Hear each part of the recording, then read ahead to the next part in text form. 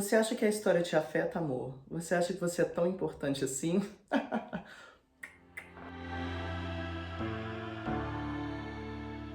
Olá, Sinners! Meu nome é Alison, a biblioteca está aberta. E hoje a gente vai continuar falando um pouquinho sobre essa relação entre literatura e história, que a gente começou no último vídeo. E hoje a gente vai falar de um romance da Annie Ernaux, que ganhou o Nobel de Literatura. E esse romance chama Os Anos.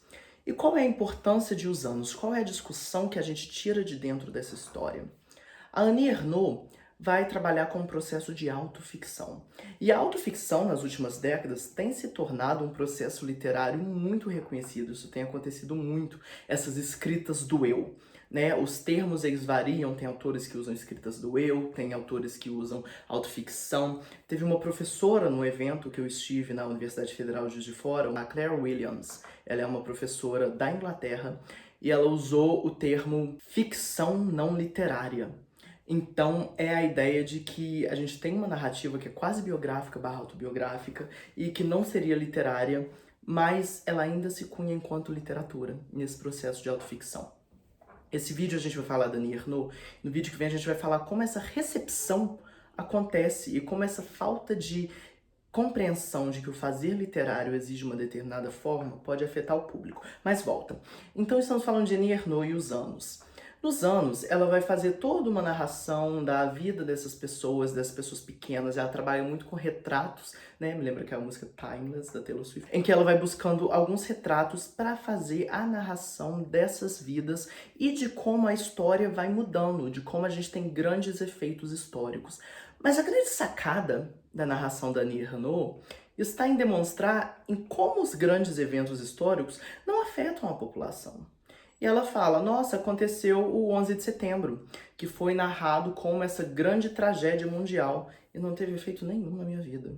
O 11 de setembro é um tema muito abordado, inclusive, pela Judith Butler, quando ela escreve A Vida Precária, e ela vai discutir luto e violência.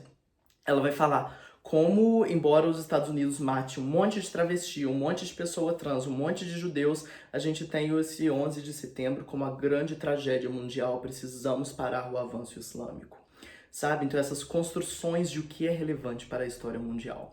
E a ponderação da Annie Ernaux vai muito nessa linha, do tá, isso não tem efeito nenhum em cima de mim. E se a gente vê a nossa história, ela fala, a Revolução Francesa aconteceu tudo, mudou tudo, mas diretamente não tem efeito nenhum em cima de mim. A gente pode questionar isso, e a gente pode questionar muito isso, porque esses eventos históricos cunham e moldam toda a realidade na qual nós estamos inseridos.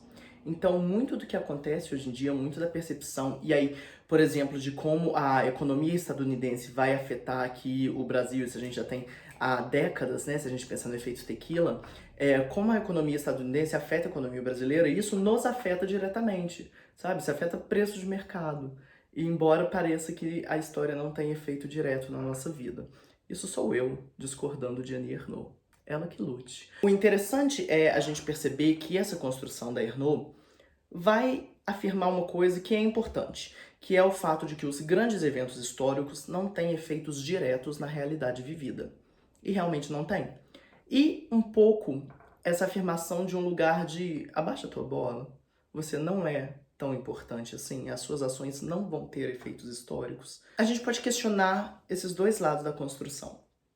Por um, toda a nossa realidade material, ela deriva de um processo histórico. Né? A gente tem que pensar, e aí fugindo de especulações metafísicas, a gente precisa pensar a matéria como matéria. Toda a nossa materialidade, ela surge a partir de uma história. Ela surge por causa de eventos históricos. E ela chega até nós de uma maneira altamente determinada. Nós somos pessoas determinadas pelos nossos contextos socio-históricos, culturais. A Judith Butler, quando ela escreve A Vida Psíquica do Poder, ela vai falar que até a construção psíquica, né, lá da psicanálise, o nosso subconsciente, o inconsciente, eles são cunhados pelo sistema cultural em que nós, enquanto sujeitos, estamos inseridos. Então essa subjetivação, essa construção do eu, essa construção do ego, deriva diretamente de um momento e de uma localidade histórica, geográfica, social e cultural. E o outro fator relevante da discussão da Annie Ernaux é essa falta de importância sobre nós mesmas. A ideia de que, muito provavelmente, nós não vamos ter efeitos históricos. A gente não vai marcar a história de forma alguma. E tá tudo bem.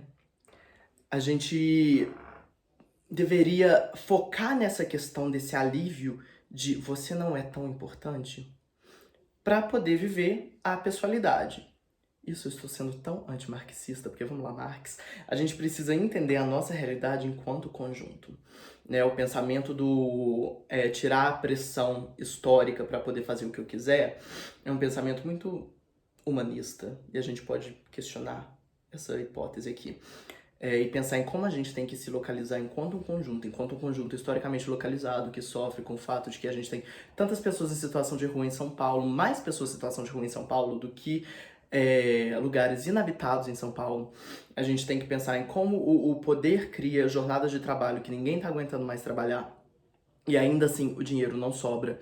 Então, tudo isso cunha a nossa realidade, a nossa individualidade, a gente tem que viver a partir desse sistema material e entender como reivindicar essa materialidade. Então, eu estou aqui me posicionando um pouquinho contra essas afirmações da Dani Arnaud para afirmar a importância da compreensão de nós enquanto sujeitos históricos. Mas o importante que eu quero tirar desse vídeo não são os pontos em que eu discordo da Dani Arnaud. É essa ideia de que a representação histórica na literatura também aborda o fato de que os grandes eventos históricos não necessariamente afetam diretamente a narrativa, porque não necessariamente afetam diretamente os sujeitos. Do mesmo modo que os sujeitos não necessariamente vão ter o grande efeito histórico. E essas são as duas grandes construções dos anos da Dani Arnaud. No próximo vídeo, a gente vai continuar discutindo autoficção, mas a gente vai vir pro Brasil, a gente vai falar do Bernardo Kucinski, a gente vai falar dos Visitantes, e a gente vai falar um pouquinho sobre como essa questão da recepção da autoficção acontece e quais os problemas da não compreensão do trabalho literário. Então vejo vocês lá. Beijinho!